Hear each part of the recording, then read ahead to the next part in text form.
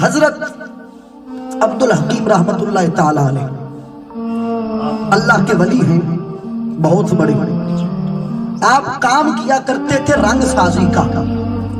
رنگ ساز سمجھتے ہیں کسے کہتے ہیں؟ جو بندہ کپڑوں کو رنگ کرتا ہے۔ ہم بازار میں جاتے ہیں، کپڑے رنگنے والے، کپڑوں کو رنگ کے اندر رنگنے والے لوگ موجود ہوتے ہیں، لیکن ان سب رنگوں میں سے جو سب سے بہترین رنگ ہے نا، جسے رب نے فرمایا صبغۃ اللہ، فرمایا قرآن میں اللہ نے میرا رنگ بھی تو دیکھو نا۔ اللہ فرماتا ہے رنگ رنگنے والے، رنگوانے والے، یہ دنیا کے رنگ کچے ہیں، جو سب سے پکا رنگ ہے وہ میں رب کا رنگ ہے۔ عزیزان گرامی قدر، حضرت عبدالحکیم رحمت اللہ تعالی علیہ رنگ ساز تھے۔ دن کے وقت کپڑوں کو رنگا کرتے تھے، رات کے وقت مصلی کے اوپر کھڑے ہو کر اپنے آپ کو رنگا کرتے تھے۔ وہ رنگ جو عشق مصطفیٰ کا رنگ ہے، وہ رنگ جو محبت مصطفیٰ کا رنگ ہے، وہ رنگ جو معرفت الہیہ کا رنگ ہے، آپ رات کو ساری رات رب کی بارگاہ میں کھڑے ہو کر اس رنگ کے اندر رنگا کرتے تھے خود کو۔ آپ فرماتے ہیں اب چونکہ رنگ ساز تھے، ایک دفعہ ایک ہندو عورت، چونکہ ہندوؤں کی عادت ہے کہ وہ رنگوں سے بڑا محبت کرتی ہے، یہ ہولی بھی رنگوں کی کھیلتے ہیں، تماشا بھی رنگوں کا لگاتے ہیں۔ ہندو عورت، اس نے کپڑے اٹھائے ہوئے ہیں، اس طرح گٹھڑی بنائی ہوئی ہے، اپنے سر پہ رکھی ہے، اور حضرت عبدالحکیم رحمت اللہ تعالی علیہ آپ کی بارگاہ میں آ گئی، آ کے عرض کرتی ہے حضور یہ کپڑے رنگوانے ہیں، میرے بیٹوں کی شادی ہے اور مجھے شادی والے دن یہ کپڑے رنگے ہوئے چاہیے۔ جب یہ بات کی تو آپ نے فرمایا بیٹا کپڑے رکھ دو، آپ کے کپڑے رنگ دیے جائیں گے۔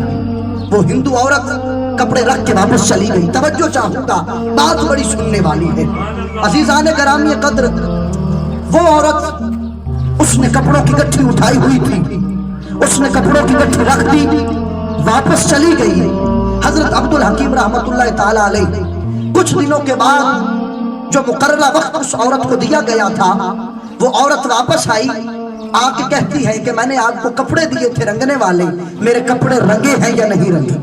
جب یہ بات کی تو حضرت عبدالحکیم فرماتے ہیں کہ بی بی میں تیرے کپڑے تو نہیں رنگ سکا، میں تیرے کپڑے تو نہیں رنگ سکا۔ جب یہ بات کی نا تو وہ بی بی رونے لگی اور روتے روتے کہتی ہے کہ اے خدا کے بندے، تو نے مجھے رسوا کر دیا زمانے میں، میری برادری کے اندر میری ناک کٹوا کے رکھ دی۔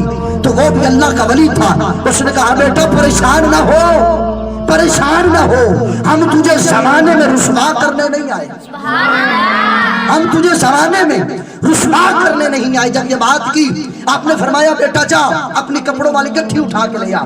وہ عورت چلی گئی اندر، اپنی کپڑوں والی گٹھی اٹھا کے لے آئی۔ آپ اس وقت گارا بنا رہے تھے، مٹی کا گارا بنا رہے تھے، اور آپ اس وقت گارے کے اندر کھڑے ہوئے تھے۔ آپ نے اس بی بی کو کہا کہ بیٹا اس میں سے کپڑا نکال کے دے۔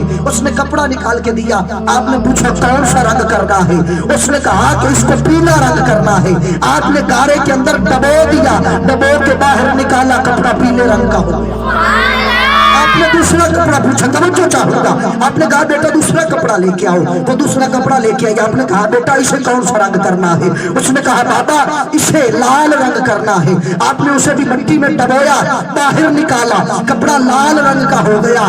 آپ نے کہا بیٹی تیسرا کپڑا لے کے آ، تجھے رنگ کے دوں۔ اس نے کہا بابا کپڑے بعد میں رنگنا، پہلے مجھے رنگ۔